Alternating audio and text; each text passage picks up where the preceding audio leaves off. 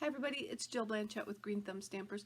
I'm here for a Finally Friday video, and this week I'm going to dive into making the little gem elements for the inside of my shaker card. So hang on and I'll show you what I did. Hi guys, I wanted to show you guys a little bit about these sequin or gem shaker elements that I made. They're actually Shrinky Dinks. And I wanted to give you guys some tips of what I learned while trying to create this card for my paper pumpkin alternates.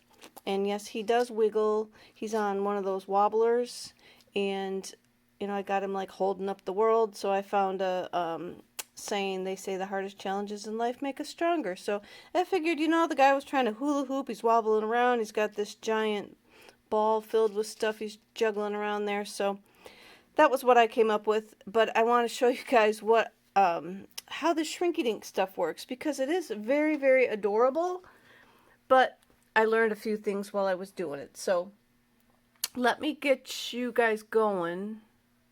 So let me start with a clean piece of paper. It's used, so let me put that down here. Maybe it won't be as distracting. So you can get Shrinky Dink film. I got clear, so it's clear on both sides. It's crystal clear, they call it. I guess it's showing up. So I cut some strips out of it for my girls, so it was ready to go. Now this particular film, you can use either side because both sides are clear. So I wanted to give you a little insight as to it says that you can print on a printer on some of them. It does say that they're inkjet worthy, but this one was not. I tried to print a page of the leaves on my printer and it did not work. The ink does not dry. So then I went to using my actual ink. Now if you have a red rubber stamp that you're going to use, I'm sure this will work perfectly fine, and I should probably go find one to show you in my comparison. So hang on while I do that. The photopolymer stamps are not very StazOn friendly, so let me show you what I'm talking about. I'm going to get my StazOn ink out. I've got the Shrinky Dink film there, and then I've got one of the stamps from the Safari Celebration February paper pumpkin kit. This leaf was in there. So when I ink it up and I stick it down, let me get this out of the way so I could show you better. When you go to peel it up, it sticks. You know, and that's okay if you want to continue to do it like that. That'll work. StazOn is ideal for this Shrinky Dink paper, but with it sticking like that, you don't always get the best image. And so let me pull out a red rubber and just see if it, I haven't tried the red rubber, so let me just see if it sticks also. I shouldn't, because the red rubber works really well with the StazOn. So I'm just going to stick it down there, and it comes right up. And so ideally you would use the red rubber with the StazOn. The polymer stamps stick like that, and then the StazOn cleaner, if you want to clean the black off from here, the StazOn cleaner will break down the polymer, so it's just not a good ideal medium to use on the Shrinky Dink. So let me see if I can clean this off. It doesn't even have anything dirty on it. So then I got out my Memento ink and I stamped it. Give it a second to make sure I got it all on there, and it leaves a nice image on the Shrinky Dink page film, but you would have to flip it over and then color it and not move it, because you see what happens is the ink doesn't dry very good, and so it all comes off. So you'll want to make sure that you get a really good inking, and then turn it over and get it to come off onto your paper.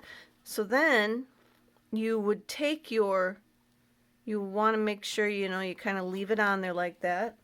And then you need an alcohol marker, so you can use a Stampin' Blend or you can use a Copic for this.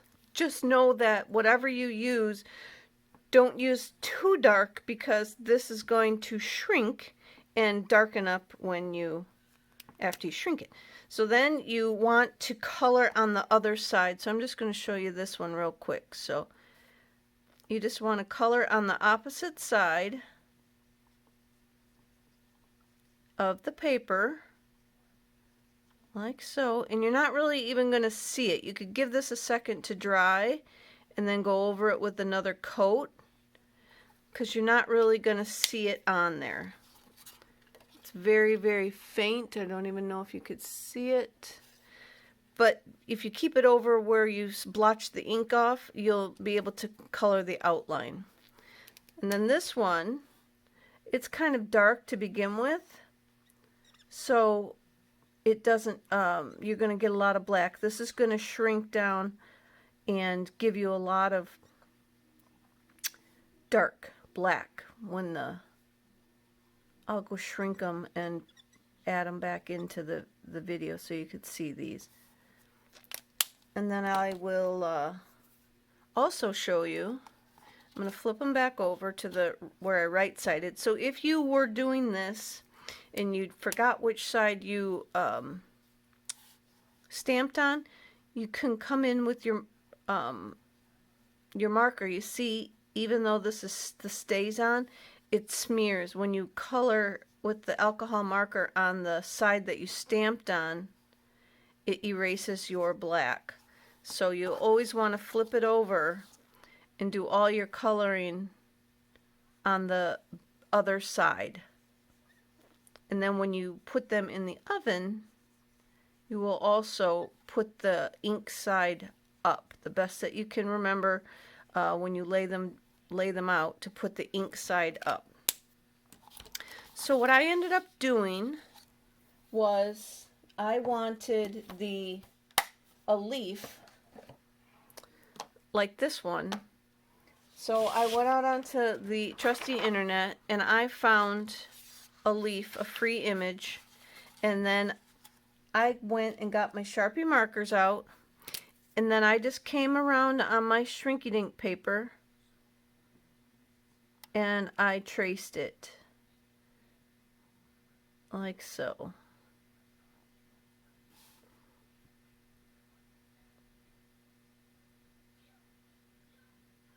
And then I went wherever, like it's white, I went down the best that I could and filled it in with my black Sharpie. Now you could use any color Sharpie, actually. This is just a permanent marker that you can trace. And yes, that's pretty rough.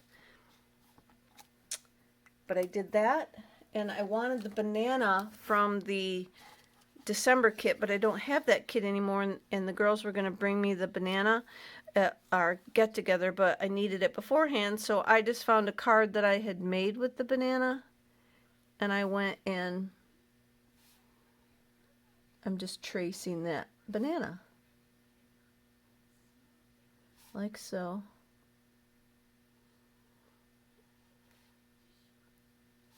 And you need to be a little more careful than I was. But now I have my leaf and my banana, and you can make as many of those as you want using the Sharpie marker. But again, you want to make sure that you flip it over, because you'll erase your image. And then you can just come through with your alcohol marker, or if you got a permanent Sharpie, that would work too, without a if you don't have the Stampin' Blends or Copics, you can use the Sharpie. But again, know that it's going to dry or shrink up and be a lot darker than what it is on your film here. So I'm going to just color this banana real quick so you can see it.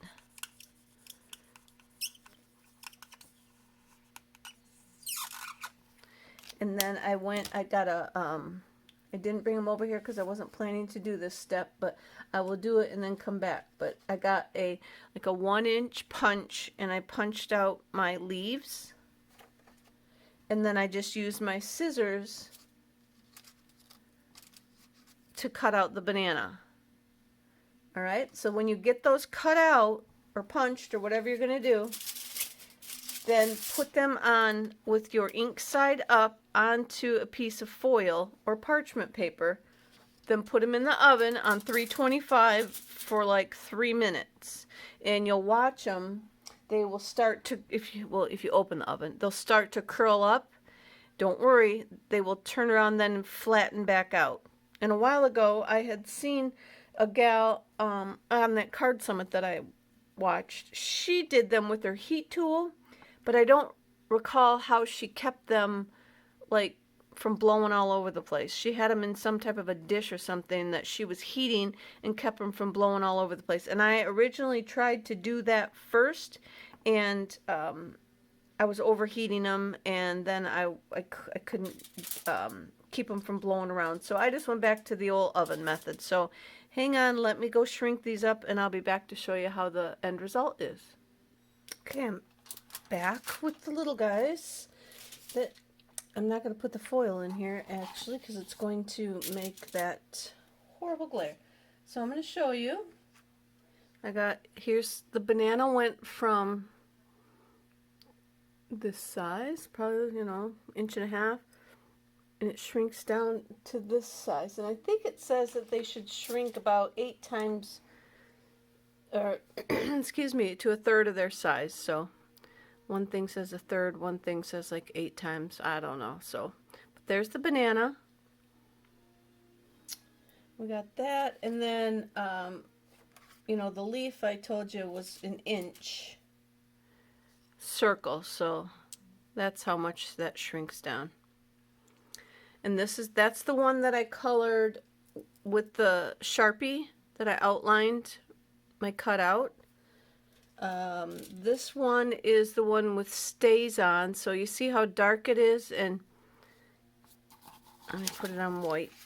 You get some color, but you don't get a lot of the color come through, because the black is a little overpowering. But that's I didn't probably show you, this is the one that I outlined from the printout that I had. And so that one, because you get the most green, but also remember too that I told you it was going to darken up. So the green did darken up. And then here's just how nice and crisp the StazOn ink gets. That's the StazOn, and that's ideally a good one to use. And then this one, I think I put it. This is the one that I used with the Memento ink, and I think I put it on the foil upside down. So as it heated, I didn't have the colored side up, so it melted and kind of got liquidy and stuck to the tin foil. But this is the one that I used the Memento ink on. And, it wasn't very dark of Memento once I did this and got the most of it off, because it doesn't dry on there very well. So I would suggest either you have a red rubber that you can use StazOn with, or you come in with a Sharpie marker and outline your stamp somehow. You could take your stamp, put it on like your copy or printer, and then print it off like I did to get my printed image, and then that way you've got exactly the stamped image that you're looking for. I did not do that. I just scanned for free free images online. But I could do that with the banana. Had I had that stamp, that's what I would have done. I was going to stamp a bunch of them so that we could trace them. But that's it, and that's what I wanted to show you today, just about how to make the Shrinky Dinks. And they look really cute inside. You know, if you got a smaller image, obviously it would be even tinier, but this is what I came up with the images that I had. And again, I heated it at 325 on Fahrenheit on my oven. You could use a toaster oven. I'm thinking, I don't know, but I'm thinking like a tabletop kind of air fryer oven type, because I think those are just basically a convection oven. And you might just have to lower the temperature a little bit if that's all you got and you want to try it. Go right ahead and give it a shot and let us know if it turned out. And like I said, it started to shrink in about 30 seconds. It will curl up, and then when it's done, it will have flattened back out again. That's it for this week's video. Just a little bit of information on what I learned about doing the Shrinky Dinks. And there you have it, Shrinky Dinks. I don't even know if I did those as a kid. Did you guys do them as a kid? They're fun, and the possibilities are endless with what you can do. You can make the shaker card elements, and like I said, the smaller your image, the smaller they're going to shrink up. So as I showed you, these were 1-inch circles. So I think they're a little larger in my shaker. That's why for my guy here, this is pretty big, but I can lessen the number of them in there. But they turn out really cute, and I hope that you give it a shot. Again, there's different kinds. There's white Shrinky Dink film. There's some that's frosted on one side. So you got all kinds of choices. I even think they have a multi-pack. But there's all kinds of choices. So go ahead and give it a shot. If you do, load it up on Creativity in Bloom, my Facebook group, and let us see what you're up to. Have a great weekend, and I'll see you next week. Bye, guys.